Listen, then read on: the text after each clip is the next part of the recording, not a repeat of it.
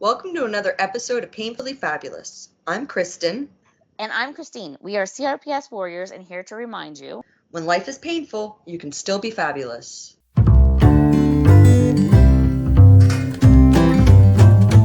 Hey everyone, we're back with another Painfully Fabulous interview. And we're also being joined today by our Conquer CRPS partner, Patti. Today we'll be speaking with Dr. Amy Nelson and Stevie Foglia, along with Dr. Harsha Shanthanna. These special guests are from the Neurophysiology and Imaging Lab at McMaster University.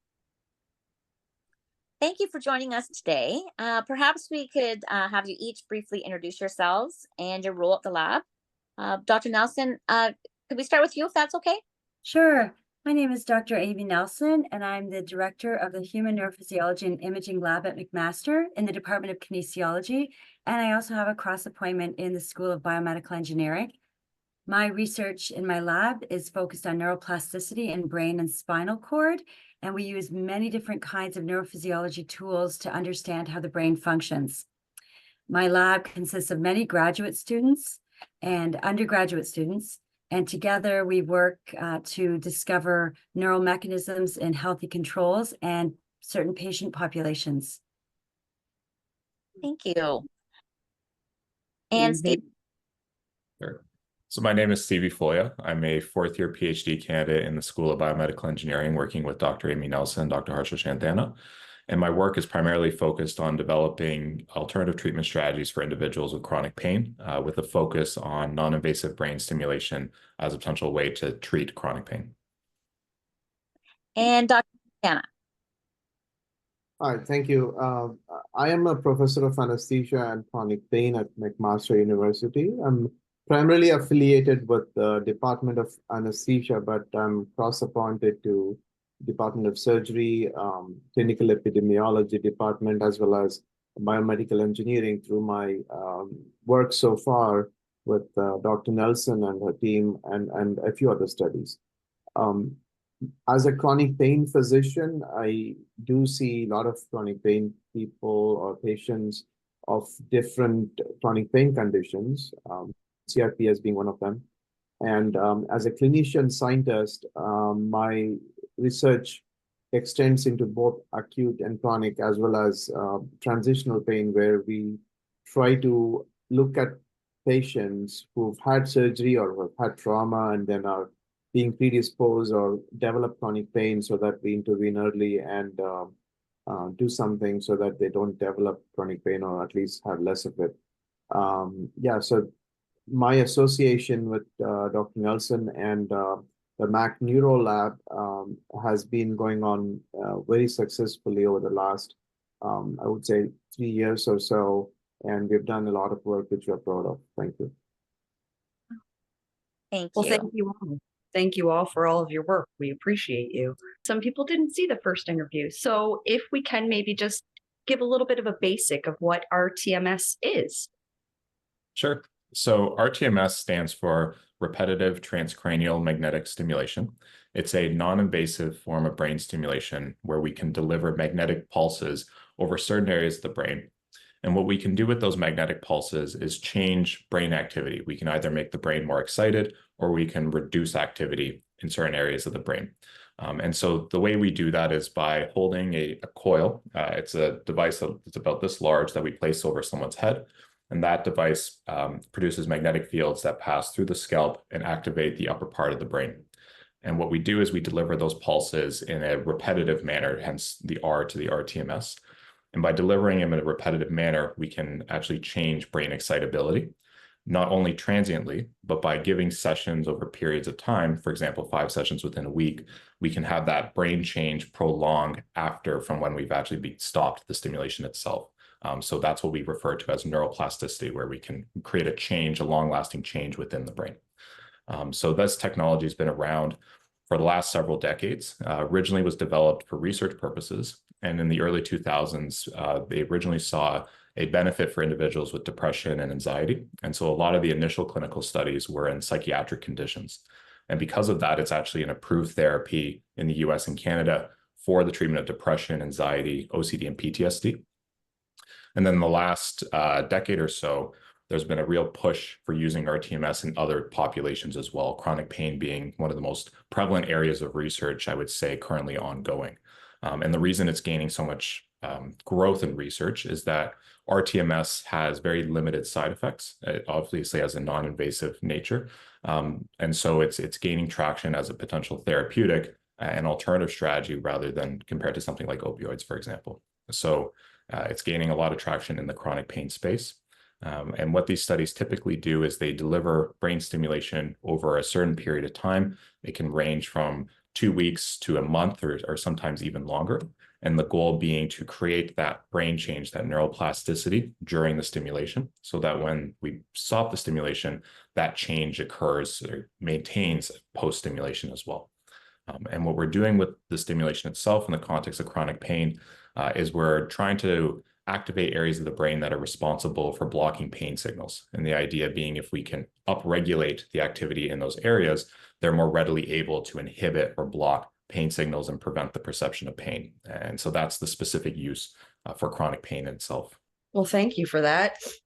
So Christine, that kind of took away our next two questions, hey?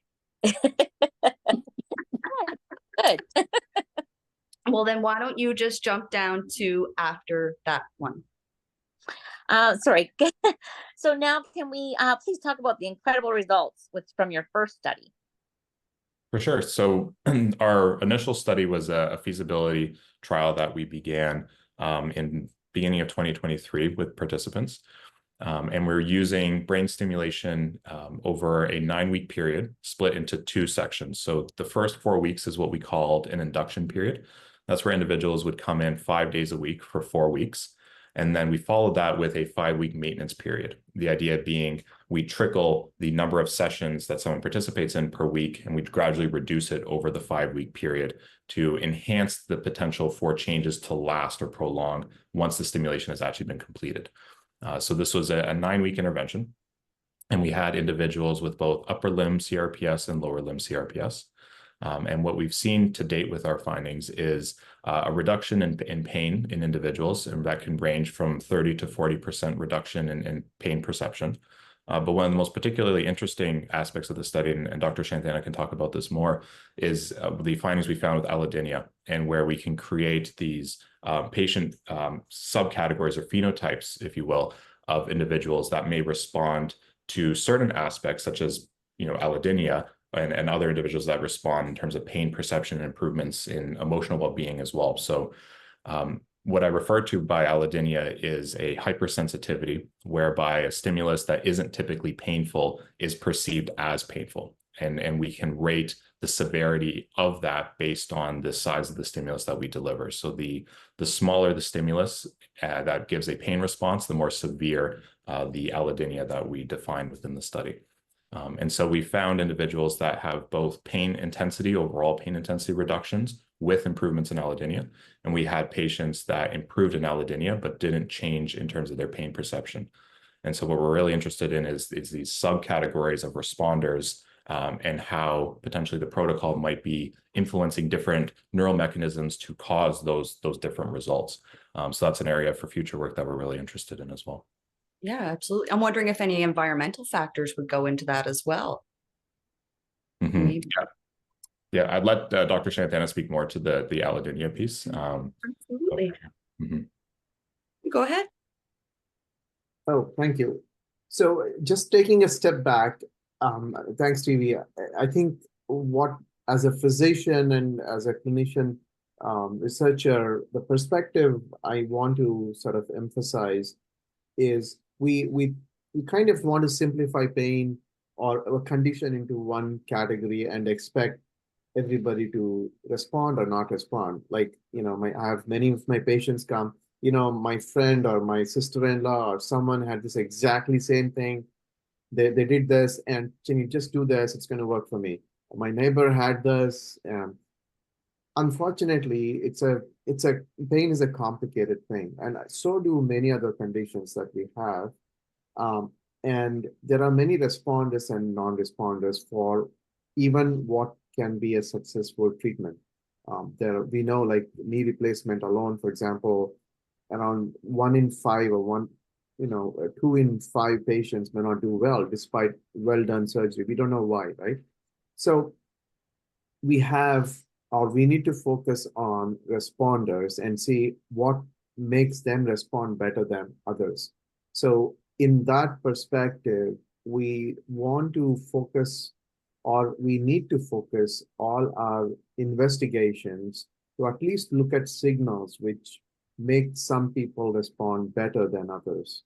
And what is it that some patients of CRPS are prone to not respond or respond? From that perspective, what is neat about our studies or our investigations that we're carrying out is that we are looking into these mechanisms wherein we are able to identify some predictors of response.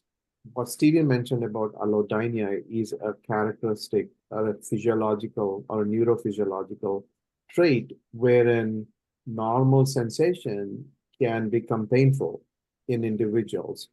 And that, although it's painful, has been shown to be associated with a good response for a potential therapy.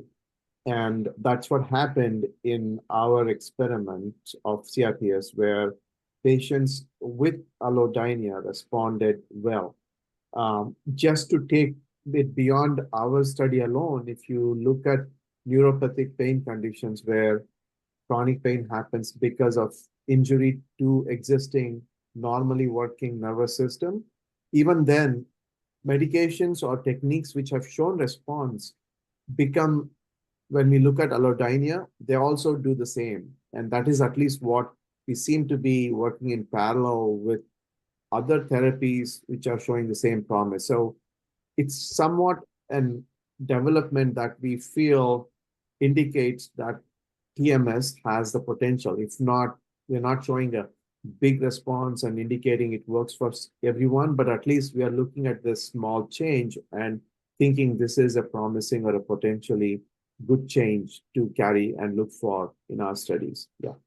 Yes, absolutely. Now, as a CRPS patient myself, I will say allodynia is possibly my least favorite symptom. That's phenomenal that your research is leading towards possible alleviation of allodynia. I think that's phenomenal. What is the next step for your rTMS research? For sure. So we're wrapping up right now our initial trial. And what we're aiming for now is a larger study across Canada. And so the work we've done to date has been at McMaster University and St. Joseph's Hospital here in Hamilton. But in order to garner a sample size where we can conduct a full, what we call a randomized controlled trial, where we can compare the effects of real stimulation to placebo stimulation. And this type of study is required to further the field of brain stimulation in CRPS. And in order to do that and facilitate the sample size for that type of study, we are planning to conduct a multi-center study across Canada at 3 main locations: University of British Columbia, McMaster University, as well as University of Toronto. The protocol in that study mirrors the protocol that we're delivering in this initial pilot study. But again, the idea is to have more individuals participate in the research so that we can further elucidate the effects of brain stimulation with CRPS, not only just general pain, but these other measures that we're looking at, such as allodynia, emotional responses to pain, physical activity, things like this. And it would be, oh, sorry, go ahead. I was just gonna say, and with this study, I'm just wondering if people are interested in participating, how would they get in contact, or what should they do to look into that? For sure. So we have our lab website that we can send for a link, and we have information about the CRPS work we are doing on that website. And I'm also the primary contact that, if you're interested, you'd reach out to, and we would communicate over email initially. The current pilot study that we have right now, we've wrapped up with data collection. So we're working on analysis right now to have a publication, hopefully by the end of the summer. So individuals currently interested in the work, we will use will participate in the larger study. So we will keep their information and contact them when the larger study begins. Great. Wonderful. Now I'm just wondering, because rTMS for CRPS has been studied in a couple other locations as well. It's an international interest, we could say at this time. So with international studying on rTMS for CRPS and with your Canada-wide approach with this new study, do you believe that rTMS could possibly become the first FDA-approved treatment for CRPS? Big question, I know, but I'll give some input here, but I'll let Dr. Shanthanna take that question as well. I think these type of trials, these randomized control trials, larger studies, are required for an indication in order to demonstrate that it's an effective therapy. It's also a safe therapy, and those are things that the FDA looks for. But it also goes beyond research itself. And what I mean by that is it's up to the manufacturers of the brain stimulation themselves to acquire indications for their technology. And I think the type of research we're doing not only justifies it to the research community, but also to those manufacturers and to health policymakers to demonstrate that it is indeed effective. So it needs to come from both pushes, research, but also manufacturer and public health policy as well, in order to have an indication. I would say in terms of chronic pain as an indication, CRPS and neuropathic pain as a large area is really the largest growing rTMS literature database, really. And so the hope is that this would be translated into an FDA-approved trial. I do know that in Europe, rTMS is being used for chronic pain therapy clinically. And so potentially that momentum might translate here as well. But really, it takes studies here in North America to justify to the FDA and Health Canada the use of the stimulation for these conditions. Absolutely. I feel like this is a worldwide approach at this point, and here's Canada's turn. Now, Dr. Shanthanna, Stevie mentioned that maybe you wanted to touch on this subject a little bit. Do you have any input? Well, not much, but primarily you're all aware that neurostimulation as a modality is being used. And for example, spinal cord stimulation is approved and used for CRPS. And I recently led guidelines on this about patient selection, and CRPS happens to be the second most common after low back pain with failed back surgery or persistent post-spine surgery pain. Nevertheless, what is very appealing with other neuromodulation techniques such as TMS or specific to TMS is the non-invasiveness. So certainly, when it comes down to health regulatory approval, apart from efficacy and safety, there's also a question of feasibility. One thing is to convince the regulators that it is efficacious and safe. That itself requires a lot of further studies to demonstrate. And I agree with Stevie about making it more feasible for the patient population so that they have better access to this. And, for TMS alone, it's not that it's easily accessible. So the question is, how is that possible? And there are certain other demands. For example, just to do another study, we are looking at funding. Similarly, for more studies, there needs to be more funding, and there needs to be an overall sort of turnaround and how physicians and the larger community consider TMS as a therapy that would be appealing for chronic pain, especially for CRPS. Yeah. And I just want to add to that as well. I think accessibility of knowledge is also a really big area for TMS. As researchers, we publish studies in academic journals, and those are read by both physicians and researchers. But there needs to be more public access to that information as well, and seeing that these type of therapies are being developed for potential use clinically. And so there's a real need to translate what we do in research down to the public level, so that more people can engage in what we're doing with research, understand what's happening, and potentially be a part of it as well. So it needs to come from all fronts, I think, the push. That's why I think what we're all doing together now is honestly quite impressive, because you guys are the first team of researchers I've ever known to be interested in CRPS patients' opinions and perspectives and experiences. It's been a unique year getting to know you guys. So thank you. Thank you. It's been instrumental in doing our work, because we can design studies as researchers, but ultimately we need the perspective of the participant, not only to understand the study from an accessibility perspective, but also what are important metrics that we should be including. We might have a set of scales that we think are important, but someone might suggest this is something that I think you should look at as well, because this is what impacts me on a daily basis. So the participant perspective, I think, is integral, not only in this research, but using that model for research in general. I think it's really important in these clinical type studies. Yeah, And I would absolutely. just add to that, Stevie, in the sense that it's really important, some of the feedback we received early on about understanding the longevity of the effects of brain stimulation. And it was really the patients who guided us into wanting to understand how long does rTMS effect last. And it was from the initial conversations that we decided to continue the study for up to 6 months following the cessation of stimulation. And we were able to track those changes. So I thought that was a really important piece of feedback we received early on from individuals living with CRPS. Now, would you be able to share any of those details regarding the longevity of rTMS? We're going to publish those data. So they have to be peer reviewed. And once they're peer reviewed by people who aren't familiar with our lab necessarily, or the research protocol that we're delivering, then it will become publicly available. And we're able to share that citation with you and even come back on a podcast and talk about the results and even show some graphs. So everyone can appreciate that a little more. Yeah, that would be wonderful. We will be sharing all information, any articles that you guys do have published. We'll share all of it in the description box for our viewers. We'll also attach a link to the website because Mac Neurolab, I believe it's called. You guys have created a wonderful website there.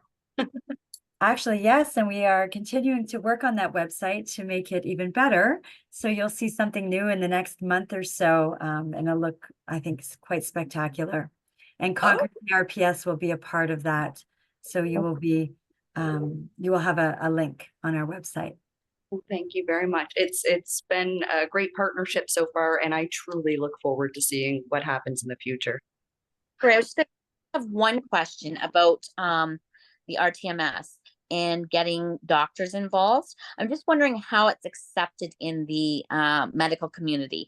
Because it's non-invasive and it's not like Western medicines per se. I'm just wondering if there's any, pushback or anything from the doctors. I do have to interrupt real quick before anybody answers. I just saw a chat from Dr. Shanthanna.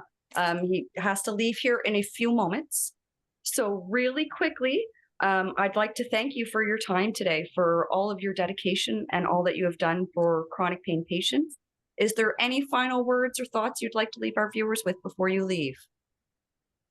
No, thank you so much for the opportunity. And I must say, I've heard of CRPS Consortium and this whole group and the great work that it does to especially speak or become the voice of CRPS patient. It goes a long way.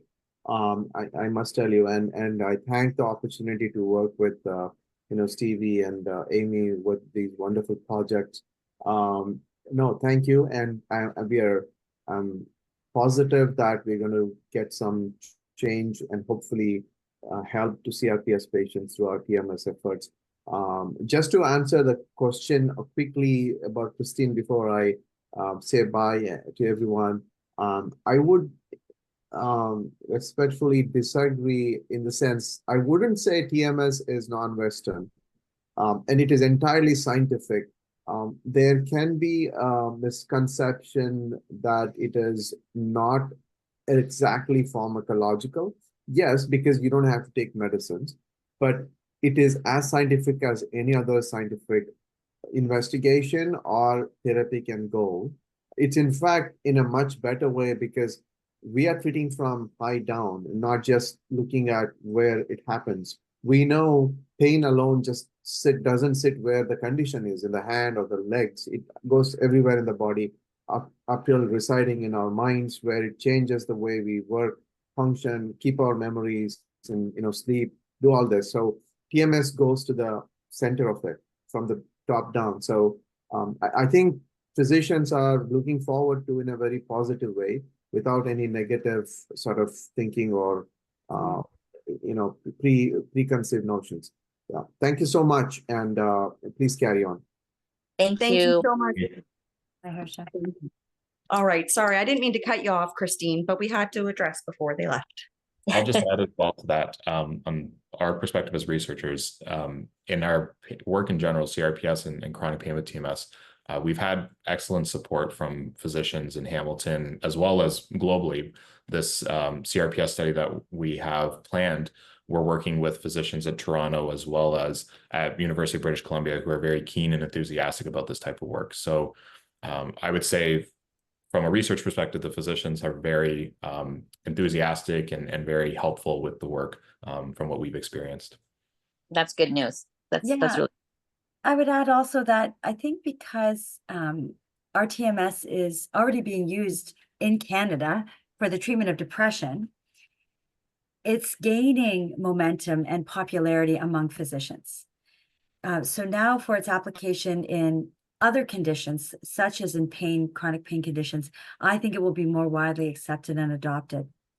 But we need the empirical evidence from our institute, from Canada, from North America, to demonstrate that there is a benefit to using this in CRPS, for example. And that's what our study aims to do. So exciting. I got goosebumps. I do too. That's funny. And I would just want to echo something that you heard already from Harsha earlier. I want to thank Conquer CRPS so much for the input in helping us create an excellent grant, in helping us shape the research and in making it better than it would have been without your input. And also for the financial support provided through the walk that we had in August, and it was excellent. And we did acquire some funds, and it was really helpful to help people come to our lab and participate in the research. Likely these people would not have had the opportunity to participate if those funds weren't available. So thank you so much for all of that. Thank you for saying that, actually, because that brings us to one of our almost last points. So August 24th, 2024 is going to be the 6th annual Walk to Conquer CRPS. Team research is going to be meeting at the Hamilton Harbor Waterfront Park at 64 Leander Drive. We are going to be promoting a larger event because Christine's going to travel there. We want the radio stations there. We want every CRPS warrior who's in Ontario to travel, to go meet team research on August 24th to celebrate, raise funds, and have a great time, because we're raising funds specifically for CRPS patients who are participating in this incredible research. And like we always say, we are stronger together, and together we will conquer CRPS. So we can't do that without all of you. All right. Is there anything else? What I wanted to mention earlier was we do have a case report published. One of our first patients in the study, CRPS patients, is published and currently available as well for readers. And that was a similar protocol to what we're delivering here. And we look at the longevity of the effects as well. So thank you for including me, ladies. This was amazing to just get the input from the physicians and the people working on the research.